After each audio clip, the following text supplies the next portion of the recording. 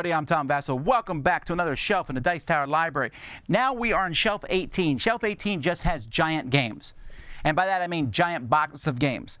By that I mean games I could fit on this shelf. Although the very top one here, which you can barely see here, let's move it up a little bit, is Gemblo. Gemblo, so right below, we'll start with the one below it, Blokus, or Bloku, or Blokus, however you pronounce it. No one knows. This is a game in which you're putting Tetris-shaped tiles from edge to edge and trying not to run out of space on the board.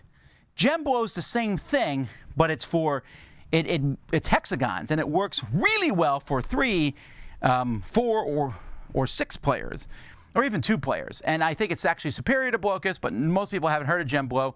This is Gemblo Light. It's from Korea. Great game. Underneath that, we have Grimm Forest, which got a lot of buzz when it came out. I haven't heard much people talking about it nowadays, but it's still worth checking out. Has some nice painted miniatures in there. And it's the fairy tales with a little bit of Take That. Beast of Balance. This is a dexterity game of sorts. It works with your iPad, and you're combining animals and making weird breeds and playing a dexterity game at the same time. It's a little odd when I say it that way, but go look at reviews online. It's definitely a game just to play for the fun of it. Here we have Horizons. Yeah, this is really a mixed shelf here, folks. Horizons is a space game from Clever Mojo. It's fine. You know what? This is one I don't know how long it will be in the library because I don't know that anyone's been playing it. It's a nice space card manipulation type game, but I don't know. Underneath that is Pandemic Deluxe. And you're like, that's what Pandemic Deluxe looks like? Yeah, I know. I'm so surprised as you. It's not really that deluxe, but it does come in that case, and it's really expensive. But if you want to play Pandemic with some slightly nicer pieces, there you go. Underneath that's DC Deck Builder game, the big box version, which has a ton of stuff in. I have a couple normal DC Deck Builders in the library, but if you feel like there's not enough mixing of sets, then this is the one you want to pull out. Now I say that, and people are going to play these next games. TI4, one of the most checked out games in the library by time, not by number of times checked out. But people want to play it. We got a nice big selection here with the expansion inside. Hyperborea is a bag building game which no one ever talked about because Orleans came out around the same time and took all the glory.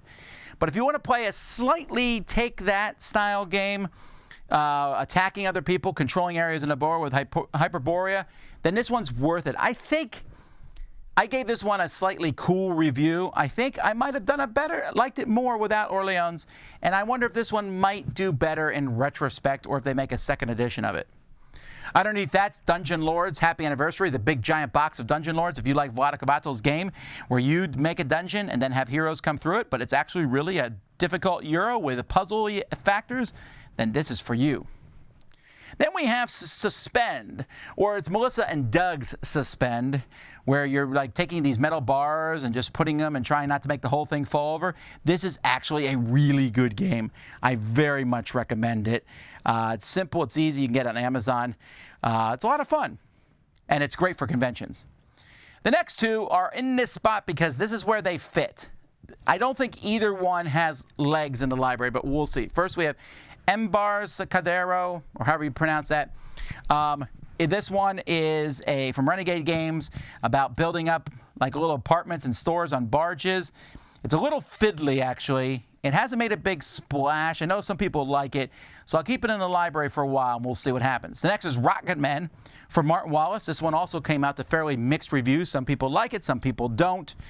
So I don't know. Again, I think these are. Well, I shouldn't say I think. They're both on this shelf because, well, this is the spot I put them in for now. But they really kind of don't seem to belong here. This is kind of a mix of shelves.